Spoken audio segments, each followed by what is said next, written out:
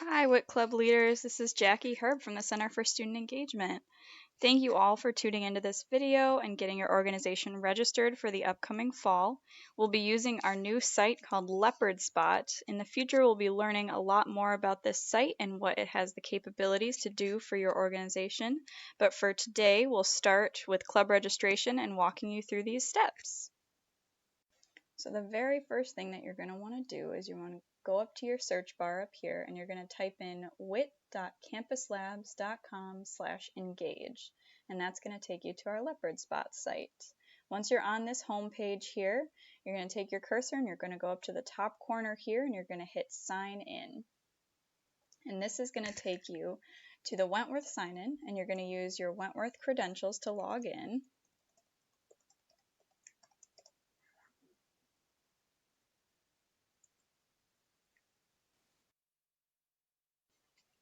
Once you sign in with your Wentworth credentials, you will likely be brought to a page to create your user profile. In creating your user profile, you're a member of Leopard Spot and you're going to answer questions just like what name you might identify with, different information about you, and you'll be basically creating your own account just like the one right here. You'll be able to upload a picture of yourself and add any other information that you choose. Once you're done creating your user profile, you're going to go back to the home button, or you can select the Leopard Spot logo up here. You'll be brought back to the home page. After that, you're going to go up to this menu right here and you're going to select organizations. Once all clubs register their organization on here, they will all show up in this bar here with your icons and your club name. This is a great spot to look at this sample organization to see what your page is going to look like. You're going to add your own description, your own flair, your own photos, and you're going to really make it yours. But these are the different things that interested members or students or staff members will be able to see when you register your club. Going back to that organizations page, you're going to scroll down and you're going to see the register an organization button. You're going to hit that. We do not have a re-registration process because this is the first time we're using it. So you're going to scroll down again and hit register a new organization. On this page here, you should read through and just check and see if you are the person who wants to be the primary contact for your page. The primary contact will be the first point of contact for your club or organization. You can give this to an e-board member or just a member of the club.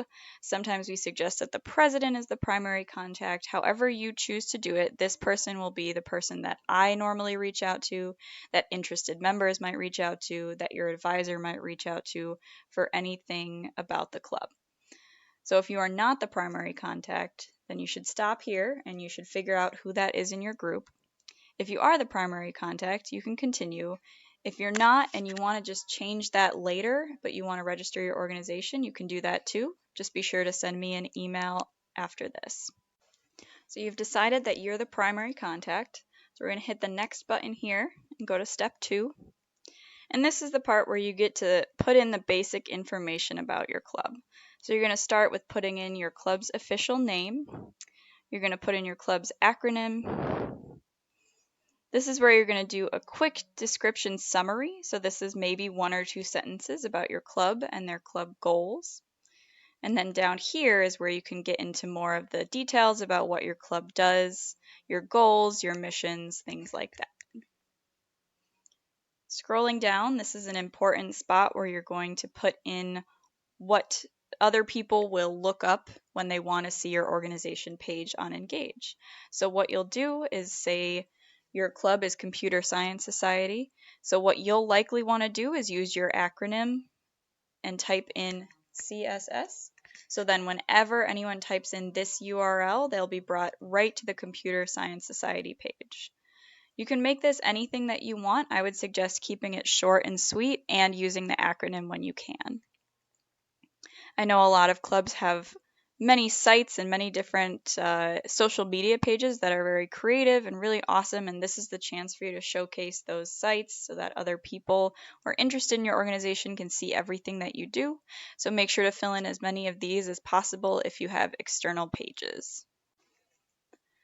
After you've filled in your social media and web pages, you're going to scroll down and fill in your club's email address here. So this is the email address that was given to you by the school. So make sure to put that in there. Here you're going to put in your club street address, and if you'd like, you can just put in the Wentworth Beatty Hall address for our office, which is 550 Huntington Ave, Beatty Hall 026, Boston, Massachusetts 02115. If you choose to put in a phone number, you can do that as well. And if you have a fax number, I'll just be very impressed that your group has a fax number. Now that you've filled in that information, we're going to go down to some additional information here. In this top question here, we're going to ask for 2 members of your group who want print access. This means that these 2 people will be able to print from the club's account, and it'll be taken out of your club's operating budget and not from your personal printing account. So be sure to put the first, last name separated by a comma and the email. You can put that for 2 members here. Underneath that, it's similar. We're going to ask for 2 members who want email access to your club email that you would have listed at the top. This can also only be 2 members listing first and last name separated by a comma and their email. And after that, we have a new feature for this year, and we're going to start having clubs reserve their own spaces on campus, which is really exciting. This will be the power of just one person in the group. So you can select who that is, and this person will be getting a training and a couple tutorials on how they do that on our space reservation software in the future. So be sure to put that person's name down here and their email address. After that, we have 2 questions that are just for our data, so they won't show up anywhere on your profile, and they will just be information for our office to use. We want to know how well student engagement is supporting your club or organization, and we want to know what we can do better to support you. So please fill that out and let us know just in a couple short sentences what we can do to help you out. After you fill in that data for us, these questions down here will be ones that will show up on your organization page. So we're going to ask where and when does your organization meet, knowing that your group is not able to reserve spaces yet. You can put to be determined or TBD in this section right here. You don't have to fill that out quite yet, but we'll be asking clubs to fill in that data when the time comes and when we're able to reserve spaces on campus again. Next question, if your organization has annual dues, how much are they? Try to fill that out honestly for the year to come. Please include underneath any annual conferences, trips, major events, or anything that you normally do. I understand that this year is going to be very different, and we'll talk more details about that in the future, but put anything down that you think is worth sharing about your group.